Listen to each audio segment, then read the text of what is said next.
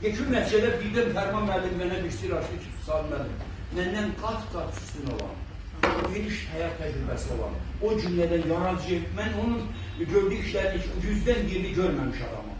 Belə bir adam var, dedim kimdir? Dedi ki, bəs Şahid müəllim adında yoldaşlık formada.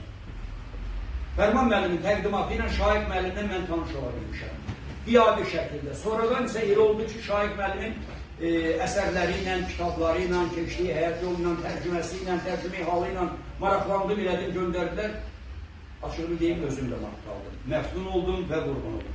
Şahid müəllim, bura gəlib xahiş edirəm. Şahid müəllimlə əlaqədar, elə bir yenə təqdimat yazdım, Turan Elmlər Akademiyasına görürsünüz. Bunlarınki biraz daha çoxdur, çünki bunun gördüyü işlər ifrat dərəcədə, sənət əsərləri baxımından çox ifrat dərəcədə çoxdur. Mən açığını deyim ki,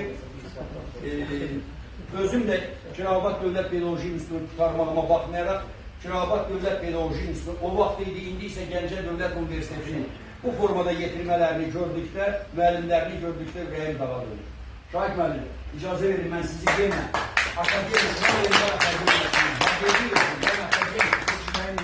seçilməyiniz münasibətilə sizi səmimiyyətlə təbrik edirəm. Sizə ruhdan düşmək yox, əksinə potensial enerjinizi yenə səfərbər eləyərək yeni daha gözəl sənət əsərləri yaradaraq müstəqil Respublikamızın nailiyyətlərini işlandırmaq lazımdır. O bu yox tərəsin.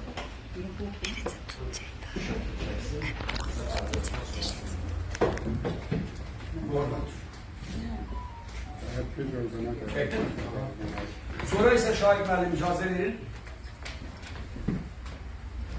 Vəsiqəni də sizə təqdim edeyim. Diploma ihtiyaç yoxdur. Hara geçsəniz akademi vəsiqəsini təqdim eləməklə bütün rəsmi şəkildə özünüzü biruzə vermiş olursunuz. Uğurlar diliyorum.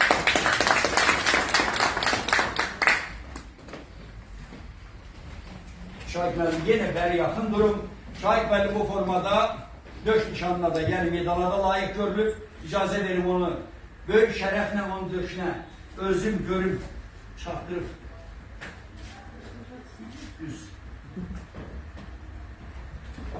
Şahid müəllim, doğrudan şükür oxumalı olur bu yaşda. Bu da diplomun vəsiqəsidir mənim əzizlərim.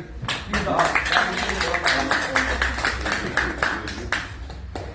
Şahid müəllim, mən baxdım ki, bayaq yoldaşlar özlərində deyirlər ki, yoldaşını göstər, sənin kim olduğunu deyim. Sizin əhatənizdə bu formada getirmələrinizin və öz həmkarlarınızın gəlməsi bizim hər birimizi sevindirir. Sizə yeni uğurlar diləyirəm. Və mən də böyük sevinç içərisindəyəm ki, sizin kimi alicənab bir Azərbaycanlı ziyalısı ilə daha yaxından tanış olabilmişim. Uğurlar diləyirəm, öpür yatarsın. Bu filmlər verirlər, orada təqdim çəkin.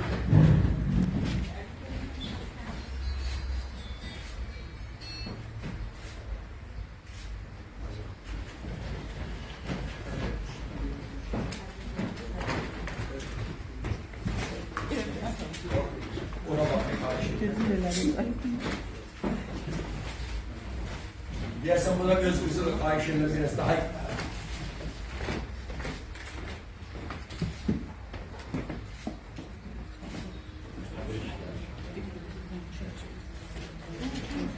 Oldu. Götürünü gördüm bu yapıyanı. Ağrınan bir şey de gitme. Azer ayışırlar. Bir şey de